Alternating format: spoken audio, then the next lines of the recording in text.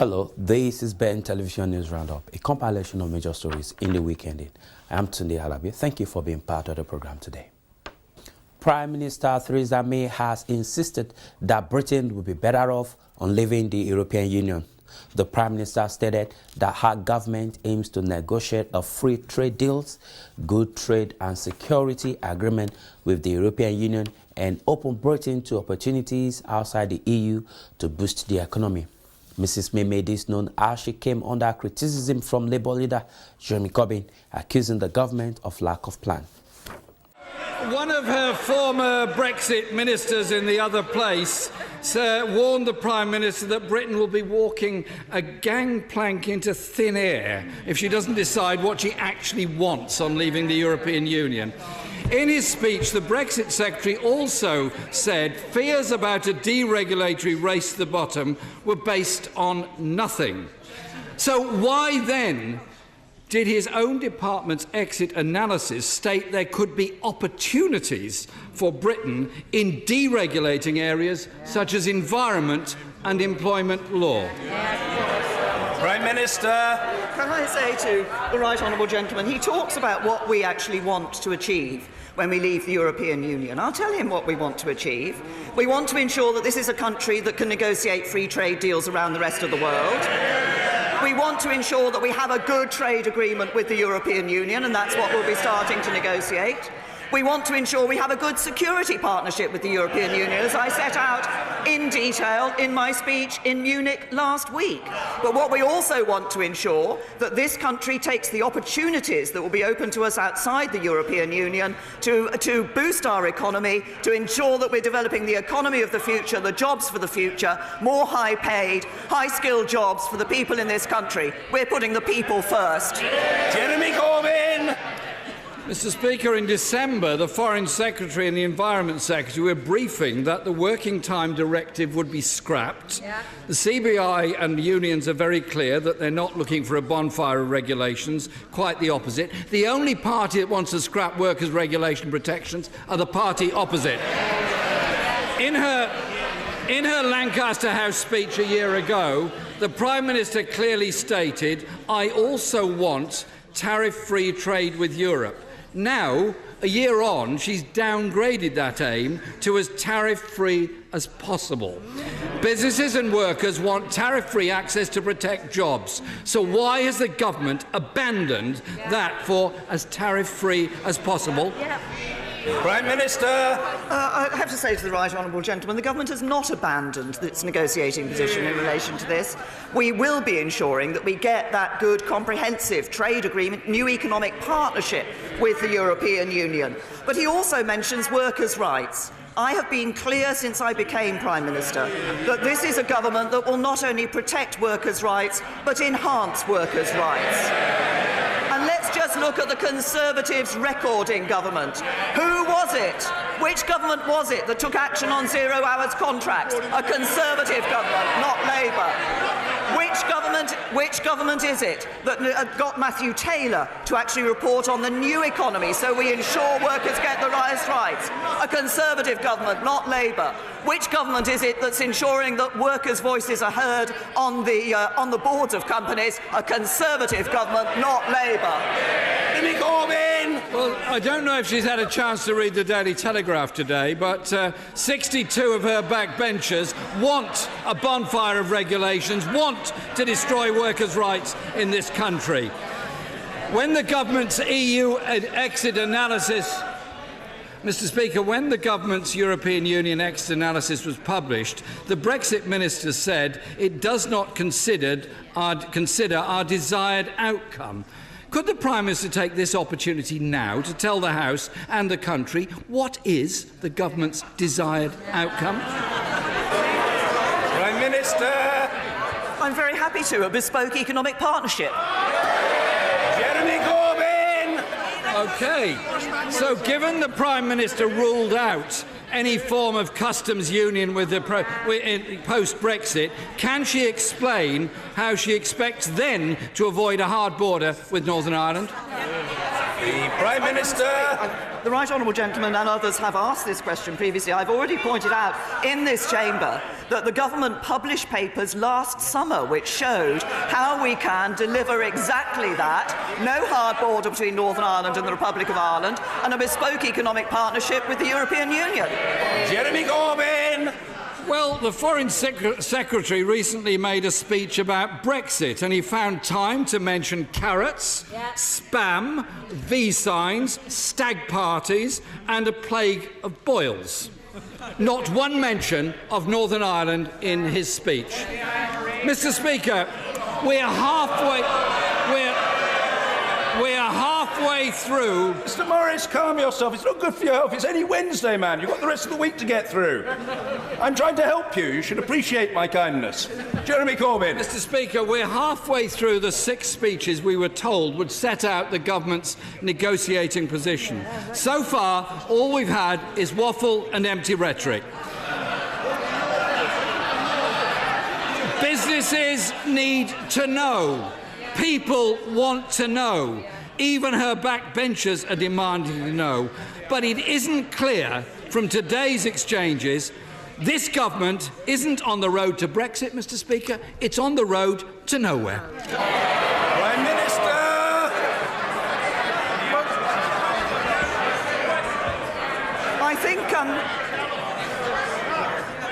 I think I have mentioned to the Right Honourable Gentleman before that his job is actually to ask a question, not to make. But you know,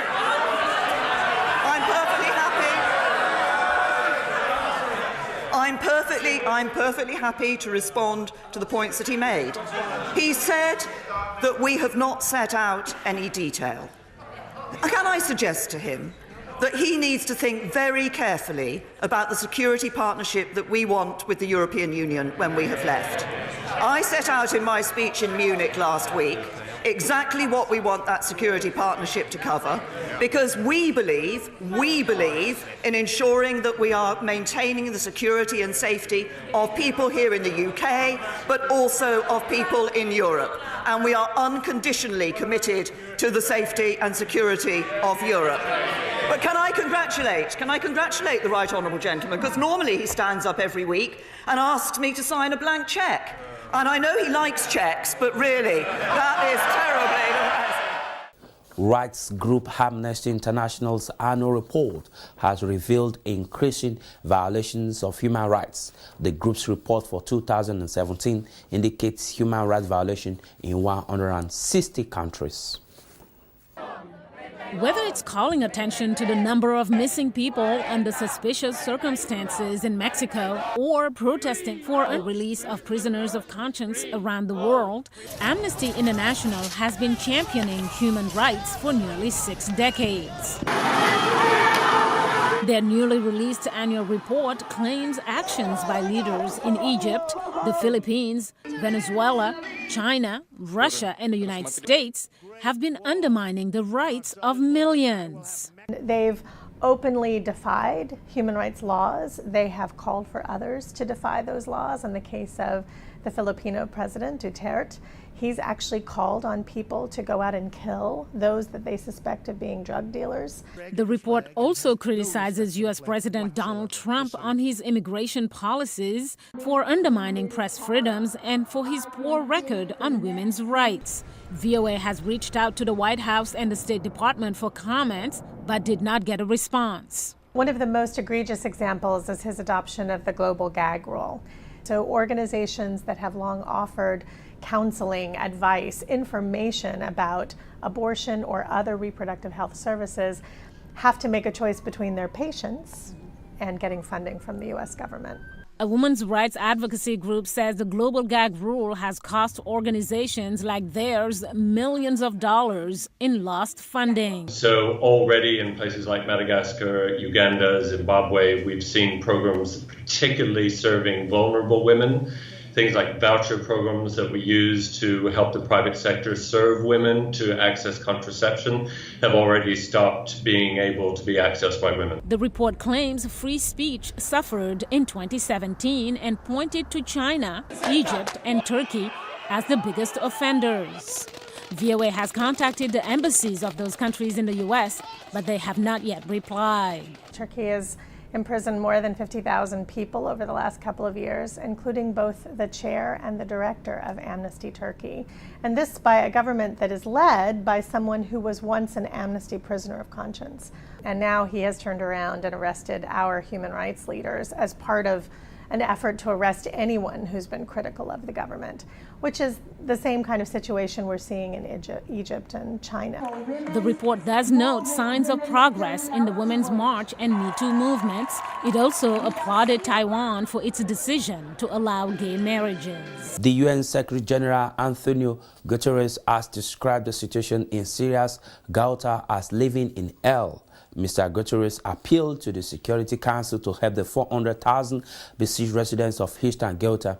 Syria's government launched airstrikes on the opposition-held territory of Ghouta, leading to several casualties, including children and women. The Syrian government and its allied forces have laid siege to eastern Ghouta since 2013. In recent weeks, they have intensified a military offensive trying to retake the opposition-held territory, which is near Damascus. But I believe eastern Ghouta cannot wait. And so my appeal to all those involved is for an immediate suspension of all war activities in eastern Ghouta, allowing for humanitarian aid to reach all those in need. Guterres appealed to the parties to allow for the evacuation of the 700 people urgently awaiting medical attention. This is a human tragedy that is unfolding in front of our eyes, and I don't think we can let things go on happening in this horrendous way. The Security Council is currently discussing a draft resolution that would implement a 30-day Syria-wide pause in the fighting. It would also demand access for weekly humanitarian aid convoys and for medical evacuations. It's not clear whether there is consensus in the Council. Russia's ambassador said there should be a public council meeting on Thursday to discuss eastern Ghouta and to let members present their understanding of the situation. The United States says it supports the ceasefire and has called for a de-escalation of violence. I think that it is time for us to realize that we can't continue to look away. In the meantime, the violence continues. Israel and the United States have confirmed they have successfully tested an anti-missile system designed to protect the Jewish state from a long-range missile attack. The test came 8 days after Iran displayed a new missile with a 2,000-kilometer range that puts Israeli territory within reach. The Arrow 3 weapon system, seen here in central Israel, is designed to intercept long-range ballistic missiles outside of the atmosphere. Missiles such as Iran's Ghouta, displayed recently by Tehran in a parade. Here at the Israeli parliament, or Knesset, politicians from the ruling coalition and the opposition are pressing for the Iran nuclear deal to explicitly ban Iranian missile development. As world powers debate that idea, Israeli security analysts say the country already is taking defensive and other measures to counter missiles made and funded by Iran. Former chief of the Israeli Mossad intelligence agency, Ephraim Halevi, is confident that Israel can deal with any Iranian aggression. And I believe that in addition to that, if an all-out war is declared or it evolves, we're able to strike at Iran in such a manner that Iran would not be in a position to continue the war. But Yaakov Amidjor, a former national security advisor, says Israel should consider preemptive action against Iran, even at the risk of triggering a retaliation by Hezbollah, an Iranian-allied Lebanese militant group.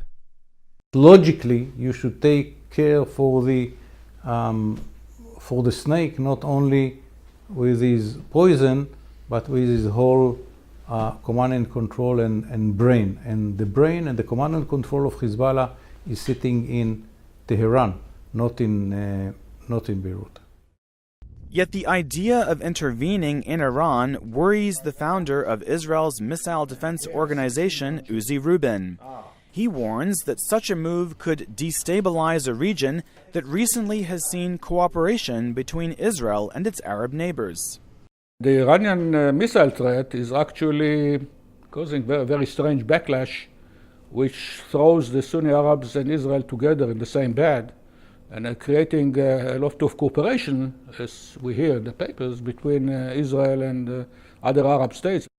Israel is calling for an indefinite ban on Iranian development of long-range missiles as part of a diplomatic campaign with the U.S. to toughen the 2015 Iran nuclear deal. Iran says its nuclear program is peaceful, its missiles are defensive, and non-negotiable. Meanwhile, high school students are demanding that lawmakers implement gun law reform after a shooter in Parkland, Florida, killed 17 high school students and teachers in a gun rage. Protest signs instead of textbooks for these students from the U.S. state of Maryland Wednesday as they marched to the U.S. Capitol to protest gun violence. When I was reading about the Parkland shooting, I was like, oh my God, this could happen to me. I'm a high school student. You know, what is different? The only difference between Parkland and my high school is that it's in Florida and I'm in Maryland. Following the high school shooting in Parkland, Florida on Valentine's Day, in which a former student killed 17 people with an AR-15 semi-automatic rifle, a national student movement has been ignited. And it's not good to see people my age that are having to have their lives taken for something that is so controllable that can be affected, because nobody should have to feel in fear of their life at school. In Tallahassee, the capital of Florida, survivors of the Parkland shooting gathered outside the State House to urge state lawmakers to enact gun reform. I sat hiding in a closet, fearing for my life, for my future, when all of us are that future. If we are going to protect our future, why are we not protecting our children? Gun control in the United States is a politically divisive issue, with advocates saying that a ban on assault weapons and tougher background checks could prevent such tragedies. Others argue that the gun control debate is far more complex. But we are not starting on a desert island with no guns and asking, what should we do about guns? We are starting now, 2018, with over 300 million guns in private hands in the U.S. Now, that is an enormous stock of guns. But the students' message is at least being heard, with President Trump showing an openness to changing some gun laws.